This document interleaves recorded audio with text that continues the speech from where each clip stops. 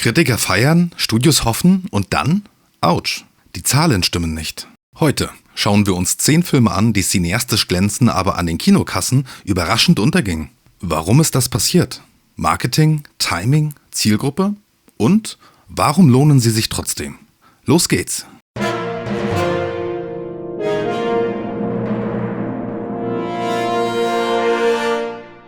Und damit willkommen zurück bei eurem Binger. Wichtig vorweg, ein Flop heißt nicht automatisch schlechter Film. Budget, Zeitpunkt, Konkurrenz und Vermarktung entscheiden mit. Bei jedem Titel bekommst du gleich den Zahlencheck, Budget sowie weltweites Einspielergebnis, warum es an der Kasse hakte und warum du ihn heute dennoch sehen solltest.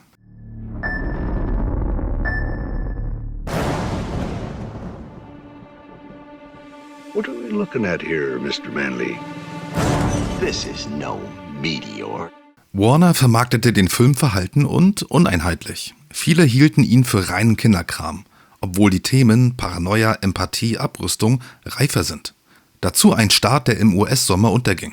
Es ist dennoch eine warmherzige Sci-Fi-Parabel mit Brad Birds klarer Handschrift, die kindliche Wunder und erwachsene Nachdenklichkeit zusammenbringt. Heute gilt er als Musterbeispiel dafür, wie Heimkino und TV einen Kinoflop zum Kultklassiker machen können. He doesn't remember. He's like a little kid. Little, yeah. Ladies and gentlemen, you've heard all the evidence. This was revenge. He fired the gun empty and then stopped to reload. Unhandlicher Titel, Gefängnisdrama und ein Startfenster gegen Schwergewichte wie zum Beispiel Forrest Gump und Pulp Fiction, das bremste den Kinolauf. Doch präzise Regie, ein Drehbuch wie aus Granit und 2 Hauptrollen, die Hoffnung und Freundschaft maximal greifbar machen. Über TV und VHS wurde der Film bis heute zum Dauerklassiker. Here you receive both. Why'd you do it? I didn't, since you asked. You gonna fit right in. On the planet, the youngest person on Earth was 18 years, 4 months, 20 days, 16 hours and 8 minutes old. Düstere Dystopie, schwerfällig zu präsentieren, kein Feel-Good-Moment im Marketing, für das breite Publikum nicht der naheliegendste Kinobesuch. Cuarón liefert aber hier eine kompromisslose Vision mit legendären Plansequenzen und einer humanistischen Wucht, die bis heute Filmemacher beeinflusst. Ein Meisterstück, das im Nachklang immer größer wurde. We will find a way to get you to the human project, I promise you. That's Ramona Flowers. Hey. She's a little hardcore. What? Scott, I forbid you from hitting on Ramona. Hey, what's up? Der hyperkreative Comic-Indie-Arcade-Mix war stilistisch brillant, aber wohl eben für die meisten zu bunt und zu schräg. Dennoch, ein wilder Genre-Mash-up aus Musik, Meta-Humor und Game-Ästhetik mit enormem Wiederschauwert. Zentraler Baustein moderner Popkultur-Bildsprache. Der Kult kam danach. He seems nice. Really? Only one thing fighting for order in the chaos.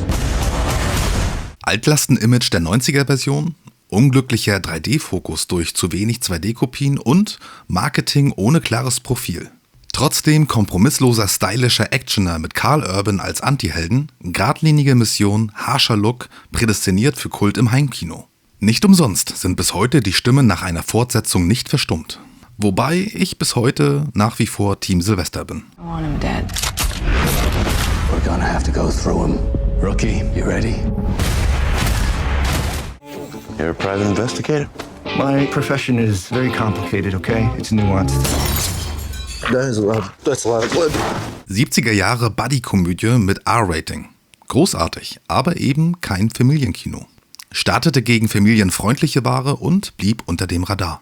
Gosling und Crowe jedoch mit Traumchemie, witzige Dialoge, liebevoller Retro-Vibe, mit jedem Rewatch macht er mehr Spaß. Im Streaming fand der Film sein Publikum. I got a plan. Run. That's what we do here. We keep order.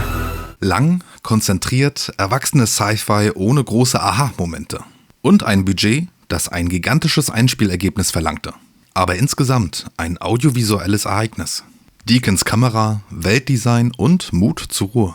2 Oscars, unzählige Liebesbekundungen, Prestige pur, aber eben Nischencharakter im Kino. Your story isn't over yet. There's still a page left.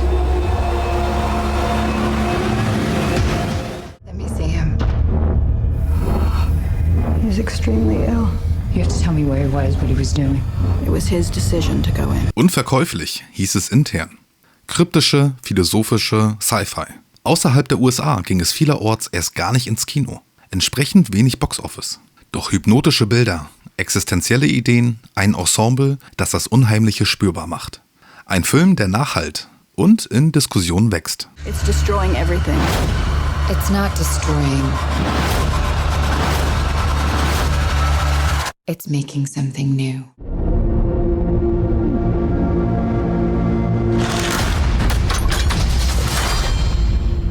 Pandemiegewächs mit der Zielgruppe 35+, historisches Drama, schwer als Event zu verkaufen, selbst mit einer Top-Besetzung. Trotzdem ist Ridley Scotts Film eine strukturstarke Drei-Perspektiven-Erzählung. Stark gespielt und thematisch relevant. Ein klassisches falscher Zeitpunkt-Opfer, das im Heimkino deutlich besser aufgeht. I am risking my life for you. You are risking my life so you can save your bride.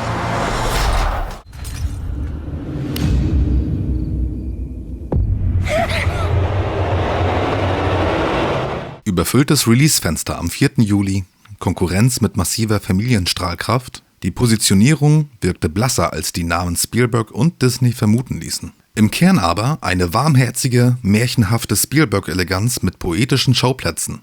Sanft, verspielt, liebevoll.